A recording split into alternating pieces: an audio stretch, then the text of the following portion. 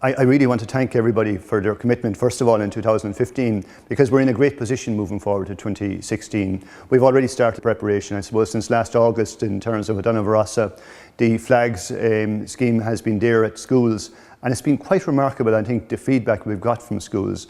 There's a whole generation of children now that fully understand the importance of the flag, and that's been done by the men and women of Oakleigh Nahearn who've gone out to the schools. And I think I haven't heard one comment that has been negative. In fact, it's been overwhelmingly positive. Politicians, teachers, just citizen and society. If you look at social media in terms of the success of the Flags to Schools campaign has been extraordinary.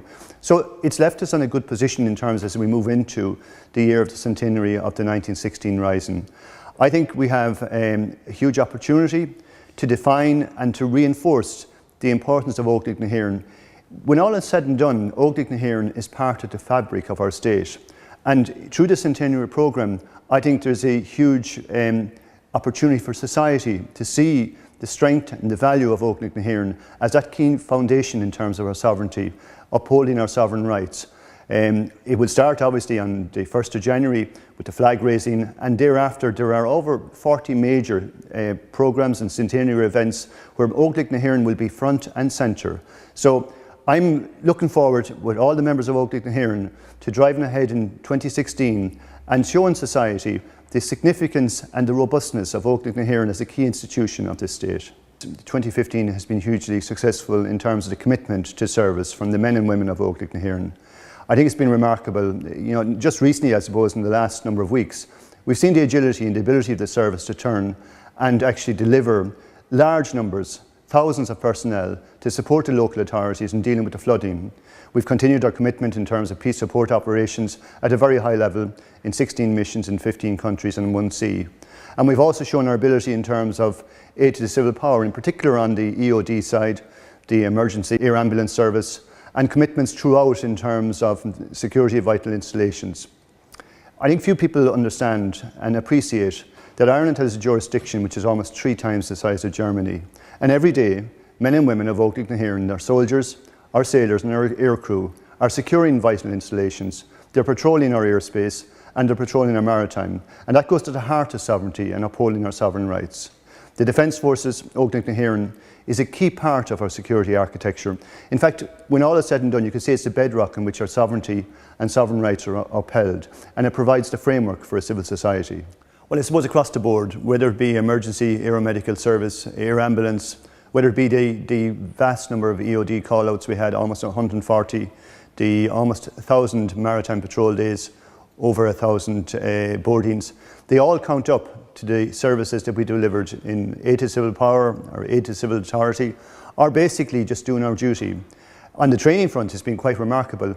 Almost 20,000 student days on 1,500 courses, a remarkable achievement. And in terms of graduates, we had over 200 this year between Carlow IT, Maynooth University, as well as Cork Institute of Technology, and a plethora of other third-level engagements, all underpinning our delivery and ensuring that the men and women of Oakleigh Nahearn are developed in a manner that their personal competence is accredited.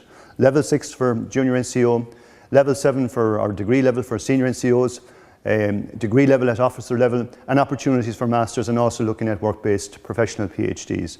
This is a great statement in terms of the commitment of Oakleigh Nahearn to the development of personnel and the drive towards shaping the organisation as a knowledge institution where we codify knowledge within the organisation, making us smarter and making us more agile and more adaptable to the challenges and the complexity we face. One of the strategic developments in 2015 was the delivery of our white paper on defence. A great result. After several years, we had the green paper on defence, which was a public consultation. And when all is said and done, the white paper on defence answers 2 questions. What does the government want? And what does the citizen want of its defence forces, Oakleigh Nahearn?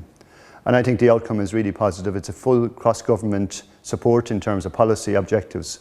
I suppose some of the key highlights is defence forces of around 9,500, a commitment to investment in terms of capability for the Army, for the Air Corps and the Naval Service, and some very exciting initiatives in terms of the Peace Support and Leadership Institute, a concept which the Minister hopes to launch in 2016.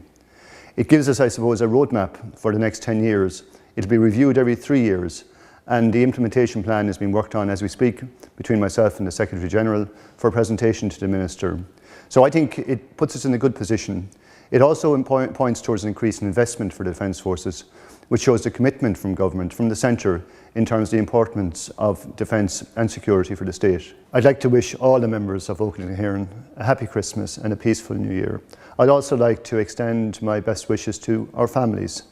It's the families of the members of Oakland-Nahearn, for they're the centre of gravity. They actually support us through those long months when we're separated from them.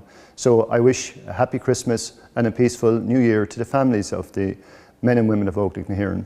And I also remember those members of Oakland-Nahearn who've passed away during the past year. My thoughts are with their families. Thank you very much.